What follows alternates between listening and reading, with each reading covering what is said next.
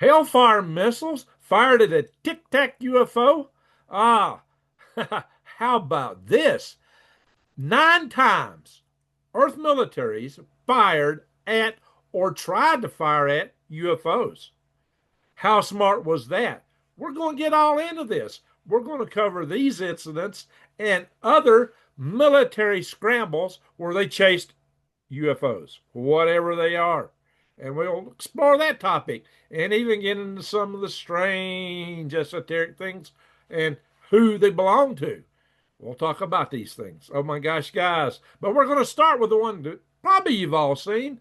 We're going to talk about this 30 October 24 Gulf of Aden incident where an MQ-9 Reaper drone fires a Hellfire missile at a glowing orb. Impact is visible. It hit it, but the orb just keeps right on flying. Strange. Imagine watching the most advanced drone fire a six-figure missile and the target doesn't even blink. Wow. Congratulations, Pentagon. You just invented the world's most expensive carnival duck shoot show. All right, guys. So it gets crazy here. But stick with me. We're going to cover every known time militaries fired or tried to at UFOs from World War II to 2024 when we got this documentation. Plus, I'll reveal how I scooped the mainstream media on one of the most embarrassing incidents in NORAD history. And we'll look at how often they hit nothing but empty sky or a mylar balloon from Hobby Lobby. Hit the like button and subscribe to Galactic Greg's. Let's dive in.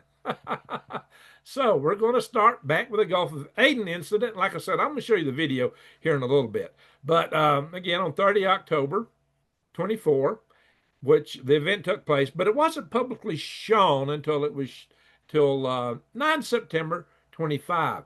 Yeah, this strike video captured a declassified video that was shown first at the U.S. congressional hearing on the 9th. So, as you've seen, that Hellfire missile was capable of destroying any armored vehicle on Earth. So, but it hits the orb and no visible damage. How did that happen? Hmm. Yeah, if it wasn't man-made, what can shrug off a hellfire? That's no weather balloon. Wow. We're going to talk a lot about balloons, but that was no weather balloon. That one is very interesting, very intriguing, and hard to dismiss. So we'll talk about that one in some special emphasis. Some of these others, we'll see. But hey, you know what we saw? We just witnessed the U.S. military pay $150,000 for the world's most expensive fireworks dud. Anyway, so next we go to the Yukon scoop, the story that I scooped. Yeah, date 11 February 23.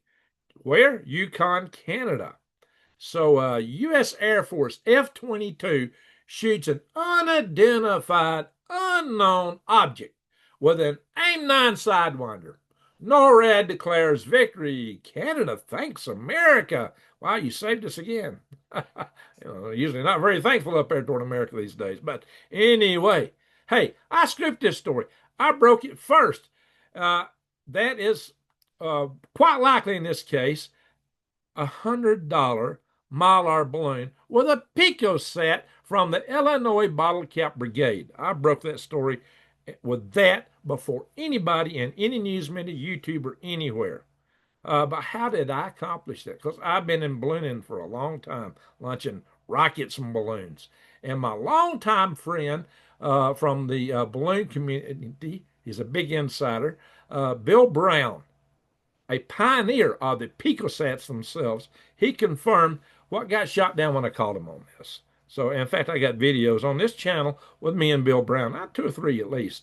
So yes, the F-22 Raptor, designed to dogfight the best jets on Earth, went 1-to-1 against a party balloon. Cost ratio $400,000 missile versus a $100 balloon. Advantage? The balloon. Well, that's why you watch Galactic Greg's. We broke it before Aviation Week, Politico, and anybody else. You saw it here first. But anyway, so let's talk about when militaries fired on these UFOs. And we'll take it chronologically from World War II to 2024. Starting with this big battle, the 24th through the 25th of February, occurred over that night and went for hours. In 1942, the Battle of Los Angeles, right here in the good old US of A. Coastal batteries fired 1,400 anti-aircraft shells at a radar visual contacts that they seen. And we can see searchlights up, look like they're looking at some object. And they're firing on it. No aircraft ever confirmed.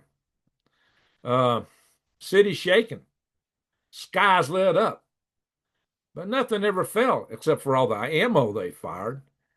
Casualties, LA rooftops, and some unlucky car windows. But unfortunately, in this case, 3 passed away due to car accident and 2 from heart attacks, just from all the commotion going on. So this was the most dangerous of all the attacks, maybe because we were firing on ourselves. But anyway, making this the greatest loss in a UFO battle. So, yeah, there are consequences if you don't know what you're shooting at. Anyway, which brings this whole thing into question, right? But see, the U.S. Navy later declared as a false alarm due to a runaway what? Weather balloon. Was it a balloon? A lot of debate about that. Yeah, it was the official story, case closed. But a lot of people going back to this say, wait a minute. All these lights shining. How come they kept shooting and nothing came down? I don't know. What you think in the comments below. I'd like to know. Anyway, 20 May 1957, the Milton Torres incident in the United Kingdom. A U.S. Air Force pilot at the Royal Air Force Manston base. He was ordered to fire 24 rockets at a massive radar target. Yeah, and a plane would carry those. But anyway, but the target disappeared before he even pulled the trigger. Humor about that, the guy. So, you know what the target said? It says, nope. And ghosted the fighter pilot faster than your last Tinder date. Anyway, and then another event that's, been pretty famous was 19 September of 76 in Tehran, Iran. 2 Imperial Iranian F-4s scrambled on a glowing UFO. Weapon systems shut down every time their missiles targeted the target. Every time they tried to target it and lock on it, everything shut down. Just imagine seeing your weapons panel die just as you go to fire. What? Anyway, or it flies off. Apparently, ET doesn't like being target locked. Then 11 April 1980, La Jolla Air Force Base, Peru. Lieutenant Oscar Santa Maria Gutierrez, hope I said that right. He fires cannon bursts from his Su-22 cannon at an orb-like UFO, which he said was shaped like a light bulb. Bullets pass through with no effect. Object just climbs to space. And the orb basically said, is that all you got? And then, the one we've all heard about quite a bit, for February 23, Myrtle Beach, South Carolina, the good old USA again, F-22 shoots down a confirmed Chinese surveillance balloon. Well, at least we know that one was not a UFO. We know what it was. So, but it was a very similar case. First confirmed kill in U.S. airspace by an F-22. Finally, the Raptor gets its first air-to-air victory against a balloon. Oh well. And then 10 February 23. We got real active there for a few months, shooting at everything. Alaska, USA, the Beaufort Sea. F-22 downs a small cylindrical object with an AIM-9 missile. Debris recovery was abandoned. Was the reality of the target too embarrassing to want to find it? I got to ask. There are something we call cylinder balloons that are used for rapid ascent. Maybe you want to study the weather up real high, and weather in Alaska is a really big deal in that really big state. I know, I used to live there. Anyway, it's still officially a UAP. And what's UAP? Unidentified anomalous phenomenon. Yeah, formerly called a UFO. For a while, they called it unidentified aerial phenomenon. You know what? But they see them coming out of the sea, so they changed aerial to anomalous. Amazing how good the military is with acronyms. The masters of acronyms. If you can win a war with acronyms, yeah, we got it hands down. So, but then, uh, and 12 February 23, Lake Huron, right at the border of the U.S. and Canada. An F-16 Sidewinder is fired at an octagonal object. Yeah. Later, they linked this to a hobbyist or weather balloon. But in this case, I think it was actually a Chinese lantern. I mean, why? It had strings hanging down from it, they say. Well, a lot of balloon projects do, but all around it, octagonal shape. Yeah, Chinese lantern. So that week, NORAD basically declared war on Hobby Lobby. Anyway, so let's go back to the Gulf of Aden because that was the latest one. And, from World War II flak to 2024, drones are still battling against UFOs, and UFOs are winning. So yeah, we're batting zero, and they're getting away. So you really got to wonder, right? I'll show you that Gulf of Aden video in a minute. So just hang on, guys. We're gonna go through some of this stuff. But there were a lot of military scrambles, jets put in the air, chasing UFOs, no shots fired. Those are the cases where shots were tried to be fired or fired. A little bit of duplication because trying to fire, not firing. It covers both territories. So on 7 January 48, this was tragic. The Mantell incident in Kentucky, right here in the good old U.S. of A. Captain Thomas Mantell pursues a bright object with his P-51 Mustang, and he crashes due to a lack of oxygen. He didn't survive. It was suggested that Mantell died chasing a skyhook balloon, and we are back to balloons, which in 1948 was a top secret project that he would not have known about. The skyhook was likely launched from Clinton County, Air Force Base. So yeah, he just zoomed straight up, trying to chase this thing and passed out. And then this one was most interesting: the Gorham dogfight in the 1st of October of 48 over at North Dakota, USA. Maybe you heard about the Mantell incident.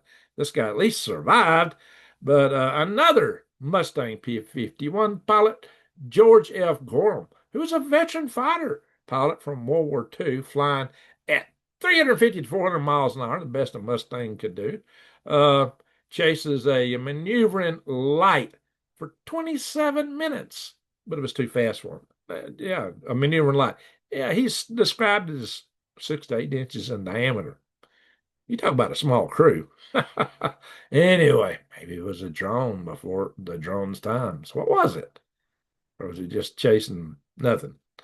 You tell me. But anyway, Gorham made a right turn as he flew at the object head on at 5,000 feet, and the object flew over the plane about 500 feet above him. After this near collision, Gorham lost sight of the object. When he saw it again, he made a 180-degree turn, and suddenly it was coming right at him. The object then made a sudden vertical climb. Gorham followed the object with his own steep climb at 14,000 feet as P-51 stalled, and the object was still 2,000 feet above him. It's like a really highly maneuverable balloon, right? Anyway, so Gordon made two more attempts to approach the object to no avail. Uh, then it seemed that it made another head-on charge at him, but then broke off before getting too close to the fighter. So they were charging each other, playing tag, kind of like chasing a black racer out in the field. You run at it, it runs away. Well, of course, this thing ran at him. Anyway, so it passed over the Hector Airport. Air traffic controller L.D. Jensen saw the object through binoculars, but he couldn't see a form or shape around the light. He just saw a light. So he got more than one confirmation of whatever it was he was chasing. Theoretically, Gorman chased the object until it was 25 miles southwest of Fargo. Then it climbed up out of his visual range, just went zoom. Talk about a game of aerial chicken. Wow. And then 19 to 27, July 1952, Washington, D.C. had this big ginormous UFO flight that we're seeing flying right over the Capitol building, in formation. Multiple radar visual UFOs tracked over the Capitol. Lockheed F-94 Starfires were scrambled, but no shots fired. They didn't want to have a LA Battle of LA incident over the nation's capital with a lot of stuff falling everywhere. Yeah, I'm sure Congress would have had some hearings over that, but that was some strange incidents. And there's video of this stuff. Really strange looking. What was it? So 5 to 6 August 1952, same year, Tokyo Bay, Japan. Another F-94 had a lock on the had a lock, target lock. He actually got one on a UFO, but it was poof, it just vanished. How do you do that? Was it just chasing swamp gas from Uranus? Or is it something multidimensional? 13 to 14 August 1956, Lakenheath Pittwaters, UK. RAF Vernon Night Fighter Scramble. That's venom, excuse me, as in snake venom. UFO maneuvers behind them. Yikes. But again, they got away. It got away. No shots fired. Fortunate for them. Yeah, back to the Torres incident. Order fired, order to fire rockets and target disappeared. Like I said, there's some double bookkeeping because, they were trying to fire, but didn't do it. October through November of 1975, Loren Air Force Base in Maine. The good old USA, UFO buzzes, nuclear weapons site. F-106s are scrambled, but they can't get a good visual on this thing. What was it? But, this is, it was spanning a little time. And then, again, we go back to September 1976 into Iran. The weapons fell. No shots are fired because their consoles just go, they lose control. Interesting. Of course, we're going to cover some other interesting events where it said consoles were lit up, missiles turned on, nukes. Yeah, we'll get to that in a little bit. But anyway, so from November of 89 to March of 1990, there was a huge wave of UFOs in Belgium. F-16 scrambled, radars locked, but no visual confirmation. I did hear saw it on some FLIR cameras. Just couldn't see it visually. Oh, that's kind of weird, right? But it's kind of alleged those were TR-3Bs, which may have belonged to the United States of America. That's what a lot of people think. Anyway, through 2014 to 2015, the USS Roosevelt had encounters off the East Coast of the United States.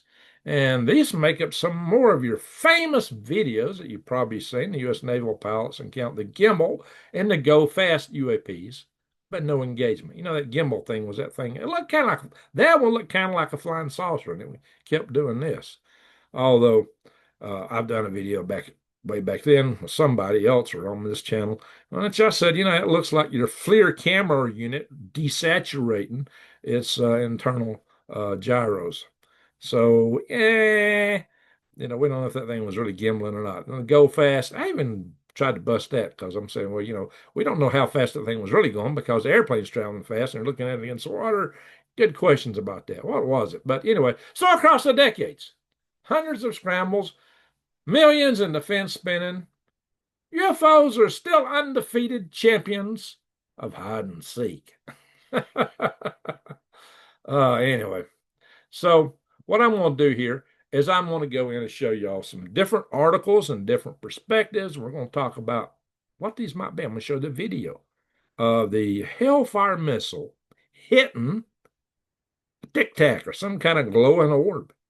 And it just keeps going. We're going to look at these things and discuss a couple possibilities around that. So let me go to the share, and we're going to go right there. There you go. I'll do the whole screen. So we'll start out with this Yukon balloon incident. As you see, it was hit pretty close to Alaska. And here, they talk about it at great length.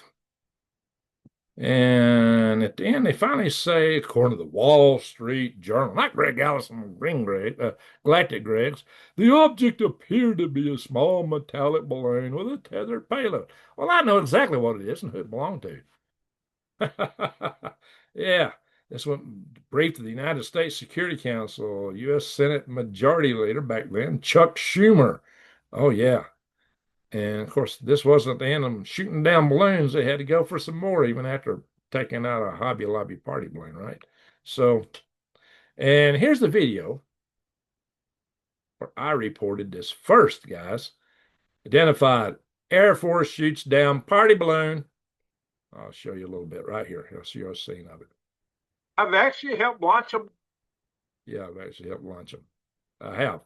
These very kind of balloons. I launched them. And there you are, the little Pico set at the bottom, just a little PC board, miniature one, miniature solar array. And I kid you not, a Mylar balloon. Party balloon. So here's the funny thing about it. Those little Mylar balloons are tougher than, a latex balloon. And if you don't inflate them fully, you don't inflate any of them fully, they'll pop. You just want a little bit of gas in them, helium. And so they'll go up. Those things will actually circle the world planet, sometimes 7 or 8 times. And so there's a hobbyist group that loves launching these and flying them. And Bill Brown started that. That was his own little design there. There's some deviations on that today, but they got real worried about regulations stopping them from having their little parties or their party balloons after these incidences. And also the scientific balloon community was worried that they would be overregulated, wouldn't be able to fly scientific balloons. And let's hope that don't happen.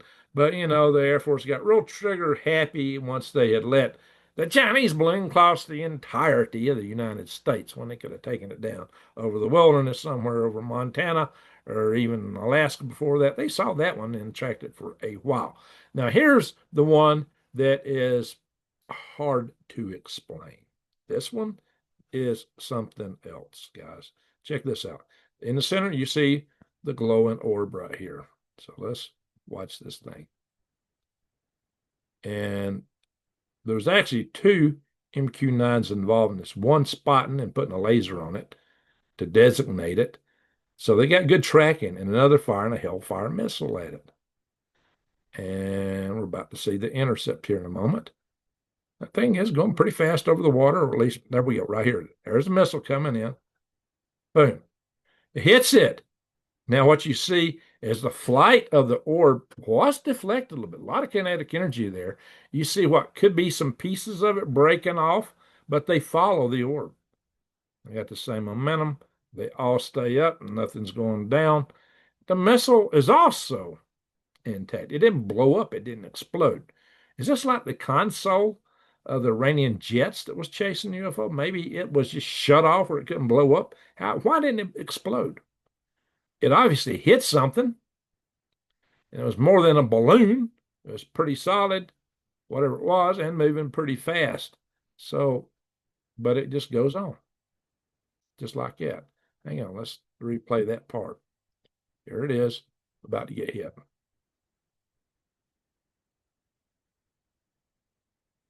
Bang. Oh, good hit. It tumbled a little bit, but then look, it turns around, keeps going. Those other pieces stay behind it. I don't know, guys, that's a different view. It's like it's flying around some. It's making some almost looks like maneuvers here. Hmm. Would that look like a glowing orb? My balloons, I've flown a lot of balloons. I ain't had none that would maneuver like that. Interesting. So maybe that was after they shot it. My friends, yeah, this got briefed to Congress. This is, and this video is posted by Congressional Rep Eric Burleson. So what was that? So, guys, that one's most interesting. That that and the Tic-Tacs, the go fast, the one was pivoting. Um, these objects don't appear to have any propulsion that is what's known to the public. Let's put it that way. They don't have wings. There's no, you know, propulsive gases coming out of them. They're just flying. They maneuver. This is the kind of phenomenology that's also associated with so many UFO reports, to include occasionally going poof and disappearing, poof, reappearing somewhere else. Strange stuff. Now, this could belong to another military or even our own here on Earth. Maybe a highly classified program. How would you take such a kinetic hit from a missile like that and just keep right on flying? Maybe it was made out of some metamaterial that could withstand that. Those missiles Hellfires can take out, I mean, kinetically enter and then blow up, are the strongest, best armored vehicles on Earth. So how is it that this thing just keeps flying? Um, Now we'll talk a little bit about plasma orbs just a little bit. There is allegations that we have technology for some plasma orbs. So again, this could be our technology or an adversary's technology. If this is a device that belongs to an adversarial power, holy smoke, we better watch out. We may be in deep trouble. Maybe it belongs to, as some people in some of these congressional hearings are referred to as non-human intelligences. Some people think humans have come from the past, from the future. Others, yeah, we'll get into it, maybe from the past, or is it for something out there? We'll talk about all that stuff here in just a minute. Hang on. Oh my gosh. Anyway, so yeah, this is your case here of the Battle of Los Angeles. And look at this. This is from the Los Angeles Times. Why are they shining the light on there? What is that? What is that light hitting? And you can see that damage was done from the rounds fired. This thing didn't fire anything. Like I said, the reports here claim it was a balloon. But then there's those who think it was something not from around here. Guys, I don't know. What do you think? Leave your comments below. But this is one of the strangest testimonies that was given on the 9th of September to Congress. It came from George Knapp. He claimed that when the rescue wall fell, the Iron Curtain, that he got classified documents in Russia. He claimed he just ripped the cover. He said the whole every page wasn't marked, just the cover. So he said he ripped the cover page off and slipped them out of the country. And what this claim was, yeah, George Knapp claimed that he got the stuff in the 90s. So he claimed there were UFOs flying. This is George Knapp flying around a Russian missile base for several hours. Like a UFO would like break apart like four and they come back together. But the crazy thing was, he said it turned on all the missile consoles, turned on the missiles, and had them ready to fire. The operators had nothing to do. They were hands off. It's like something could access all their controls and activate whatever it wanted. Fortunately, it didn't launch. That could have scared the bejesus out of them. I mean, did UFOs almost launch World War III? UAPs, UFOs, whatever you want to call them. I don't know, guys. You tell me. Uh, or is, or did George just, I don't know, did he come up with something? But George Knapp also claims there's entire servers at the Department of War, as we now call it, that are just full of videos like the Go Fast, the Pivot, and the Tic-Tacs, and the Hellfire missile incidents. And then we just only got just a very few, and there's just tons of them, according to thousands and thousands. Hmm. We had a lot of pilots testify to seeing things where they all just send dust on their visors, chasing bogies. Um, yeah, but here's a red bogey that came right at a pilot, right? It's a big red square. He testified this also on 9 September. And this is a pilot, Air Force veteran, Jeffrey Nucatelli, or however you say that. I don't know, guys. He swore to it on Congress. So, you know, Hal Puthoff has weighed in on this, and he suggested that these might be from a pre-Diluvian civilization, something before the big flood, like the Younger Dryas, the biblical event, whatever you want to call it. He thinks it might be from Atlantis, or maybe stretching further back, there is talk of what's known as the Cerulean hypothesis. And that suggests that there was an advanced civilization on this planet back in the days of the dinosaurs. Like maybe the raptors got smarter than even in the Jurassic Park movies. And civilizations can rise fast, like our own. How many just taken us a few thousand years from beating rocks to launching rockets to the moon. 3 or 4, 4,000 years, maybe. So it might be that something got real advanced real fast, and then their world got wiped out, maybe because they got too advanced too quick. Maybe somebody wasn't happy. Could this be the source of the so-called sightings of reptilians, grays? Some people say the grays are from the future. Yeah, yeah, yeah. I don't know, guys. I am not making claims as to who they are or what they are, but there's some other interesting prospects that's probably even more frightening than that, um, which could be terrestrial. But, I did this video, not from space, UFOs not from space, and I debunked the whole idea that they're from up there. And I talked about why I expect, why we would expect to see things like Dyson spheres or ring worlds or some evidence up there that there's been some grand engineering. And we should have seen that. It's kind of like Fermi paradox on steroids. You used to see that even before they come here. Fermi paradox basically supposes they should already be here because there are many worlds that pre-existed Earth. In fact, life seemed to appear on Earth as soon as the rocks cooled down, but single cell organisms are more complex than New York City. How did that happen so fast? I kind of think the idea of panspermia had something to do with it. And we can come back to that topic in the future. So, which means maybe there was some other world that seeded the entire galaxy or somebody. In either case, that evokes the notion of something that goes way back because it's a real mystery. So if something goes way back, how come we're not seeing stuff here and now? Oh, yeah. A lot of interesting videos here. What are they hiding? So, guys, It's quite possible they're from here. Quite possible that it's ours. What most of what we're seeing, or at least some of what we see are ours.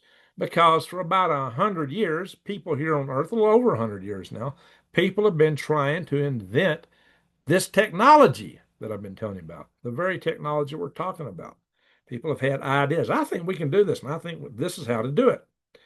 Well, here I've got a video where Amy Eskridge went through a survey with us at HAL 5, Huntsville, Alabama L5 Society. I used to be president of that organization. I founded it back in 1983. And guys, she was briefing a room full of engineers and rocket scientists, not just him, but some of the most advanced propulsion experts on the planet. And that whole room was nothing but. It was no UFO fans. Nobody in there was giggling, smirking. Everybody was taking it serious and having a good dialogue with us. So y'all need to watch this video. The only caution is we've done hundreds of sessions at the library,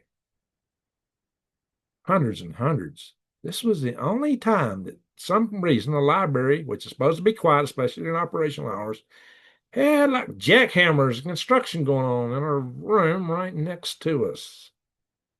Kind of suspicious. It's also kind of suspicious, maybe, what happened to Amy Eskridge. She's no longer with us. Bright young lady. Watch the video. You'll have to ignore the racket and the sound, but watch the video. The content is worth it. The content. You may have to put up with some racket, but the content is worth it. These are just my prior postings that were had it broken in two, and here I just put it all together. And a lot of other interesting videos. I do cover rockets because I am fascinated with rockets. The F-1 moon rocket engine, air turbo rockets are interesting.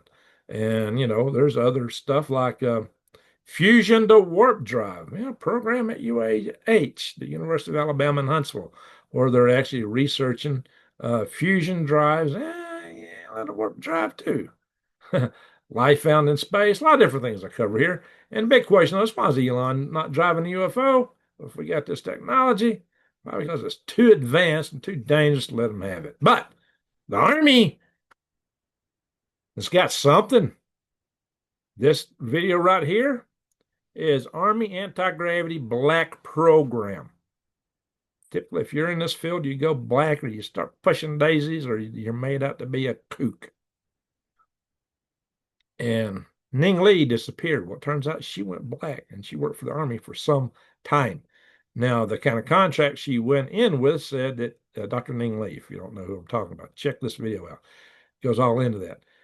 That, the whole preposition of the continuity of this contract was based on being able to find results. Well, they went on for years and she went back. No talking.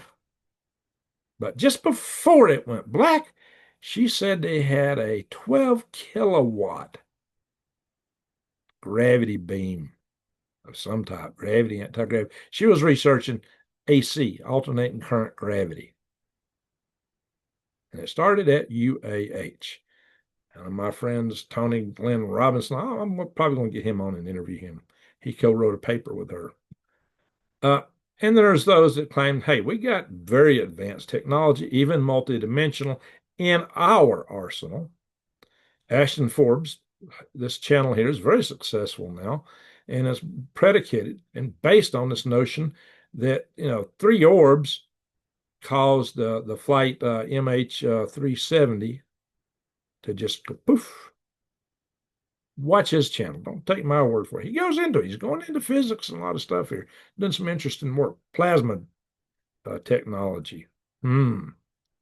Is it ours? Has it always? But if it all just started with us, there's some other things that are yet to be explained. There's some other mysteries here. Here we go deep and dark into the weirder side of things. Art. Yeah, here's some 1710 called the Baptism of Christ. What's that in the sky? Well, maybe it's just some artist idea. Where do you get that idea in 1710? But the strange one, 1561. In Germany, they did this woodcut of this. This is just a rendition of what was originally in a woodcut, theoretically. And they described a big battle in the sky above them. The big battle over Nuremberg in 1561. And apparently there were some impacts on the ground, whatever it was or wasn't. It's hard to interview people from back then. And then the Egyptians had some crazy notions. And not in addition to their bugs flying, and something looks like a laboratory with a dog's head sticking out of it, or maybe just a box. Helicopters. Is that a UFO or a jet plane? What is this? A submarine? A speedboat? UFO? Is that the sun or a UFO? Some people claim there's UFOs in this. I don't know, but there's other ancient art. The petroglyphs in Sago Canyon. Some people think those are of ETs. There's other petroglyphs that some people think are actually depicting UFOs. Really? I don't know. It's hard to tell what that is. It's really hard to tell what that is. Some people think it's all stuff to do with geomagnetic storms. I don't know. But a lot of people, when they talk about this stuff, they associate also with abductions.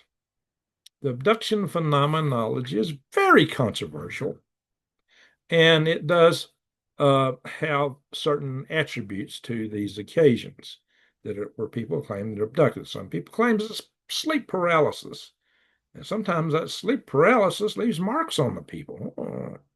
Some people are talking about implants. I don't know. But whatever the case, it didn't start with modern day UFO stories. The same effects and phenomenology described by so-called UFO abductees goes all the way back to the dawn of civilization, all the way back to Samaria, which became Babylon, which is today Iraq. So, and they're recording no biblical things in other sources. And they thought they were demons. And I will say, and I've said many times, the phenomenology associated with these craft themselves, and sometimes the reported occupants, as some people report, seem to have a lot of analogies with what we might describe as demons, maybe angels. But something here is really strange because they talked about the incubus and the succubus. See, as you see here, ancient civilization includes Sumerians, Assyrians, Babylonians, and the Jewish people believed in these things. They thought they had genders, male and female. They would attack people in their sleep, paralyze them, and do strange things to them, kind of like things that are described today. And a lot of the searches, a lot of phenomenology. Even George Washington's vision has similar phenomenology. We don't know if that was real or not, or just something somebody wrote. But incubus means nightmare induced by a demon. So I don't know, guys. What do y'all think about that? Leave their marks below. But you know what that makes me think of? It makes me think of a very haunting quote from none less than Terence McKenna. Now, maybe he was a total nut job, because he claimed he could visit other dimensions, other realities through certain drug-induced states. I mean, he's not the only one that claims it. A lot of people that do this claim they're seeing the same things. I don't know. Not been there myself. But he made a very chilling statement. It kind of rings with all of this. He said, we are part of a symbiotic relationship with something which disguises itself as an alien invasion so as not to alarm us. You got to be kidding me. You mean like an alien invasion is not near as alarming as what this is? And on top of that, we're in a symbiotic relationship with it? Oh, wow. I don't know, guys. It's time to stop the share and kind of get back to the script. What do y'all make of this stuff? What do you make of it? You know, here's the thing. That orb that got shot, whoever shot it, there was a command given by higher command. You know, if you want to do weapons testing on an object like that, see what it stands up, you'd be doing it at a range, not off the coast of Yemen. So why did we fire on it? What did we fire on it? Suggest it might not have been ours, or it was really deep and dark and black. Why did we fire it? Why didn't we take it out with a Hellfire missile? There was obviously something there, something more than the balloons, like I talked about in all these other sectors of this video. So that was something strange. Was it ours? Was it from creatures on this planet from the past? The future? We don't know. All we know is we got a video.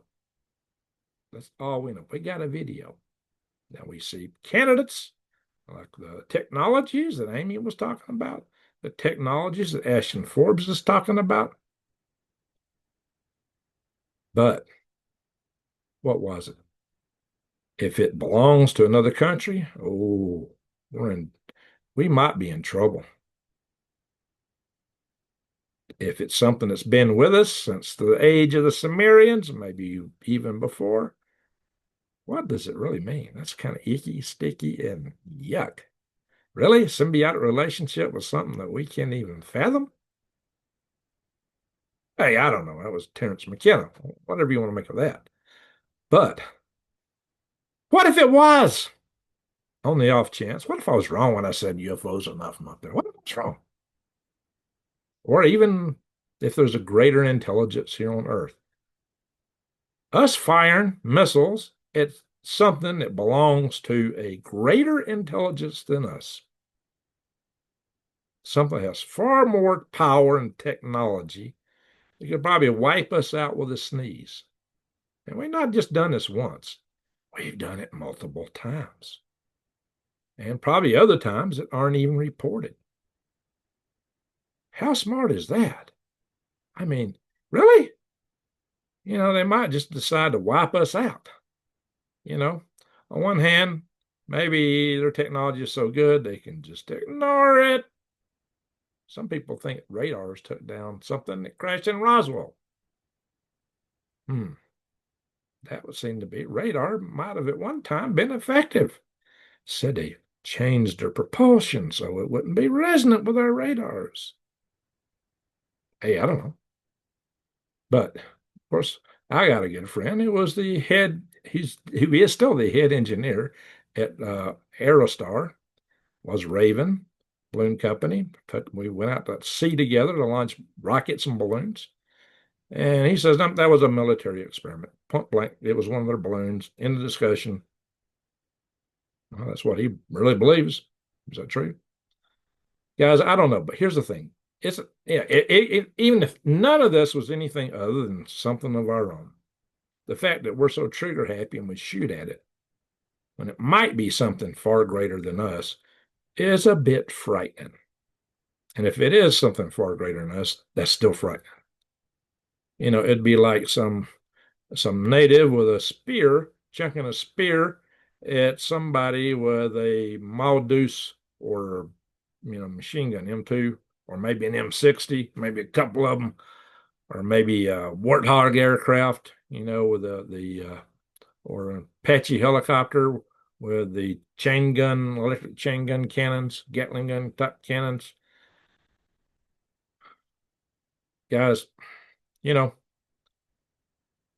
I basically say that 3-Eye Atlas is just a comet. There's some people out there and fellow YouTubers who say, no, I got proof here, blah, blah, blah, blah, blah. But I did present our engineering solutions for having something like that. That's not a comet. Why having a tail in front makes sense. I just did that in a recent video. Check it out. I'll put a link at the end of this video. Now, here's the thing, though. If the dark forest hypothesis of the Fermi paradox is true, they all want to hide. They don't want to be seen. We've been here blabbing our existence, and the blabbing of which, at least from our military radar, some more too, has already reached out 80 light years. Somebody half that distance in, maybe they weren't from some of these star systems, but maybe, just hanging out. Maybe they look at this and go, oh no, these guys are the Klingons. We better eradicate them before their technology goes any farther. Hey, let's hope that's not the scenario, or our dark forest will be dark indeed. So you tell me, what do you think? Are we the Klingons? Wow. Yeah, but hey, just to recap, from 1942, Battle of Los Angeles, to Tehran's weapons failures, to the Hellfire probe in orbit, the story's the same. UFOs win, militaries here lose. So I don't know about you, but maybe I'd rather see my tax dollars going to fighting potholes and fixing them than losing a war against hobby blobby balloons, or maybe threatening somebody that might be superior to us. Anyway, I don't know. This is wide open, a lot of conjecture. The bottom line is we don't know. And that's the scariest part. What do you think about it? What do you think it really is? Leave your comments below. And if you enjoyed this wild-eyed ride, hit the like button, share this video, and subscribe to Galactic Graves. Here we dig in deep to the mysteries of space tech, survival, and sometimes we script the mainstream news media. Stick around because the future looks like it's going to get even stranger. So Lord knows what's coming next. So with that, I'm going to say thank you for watching. Greg out.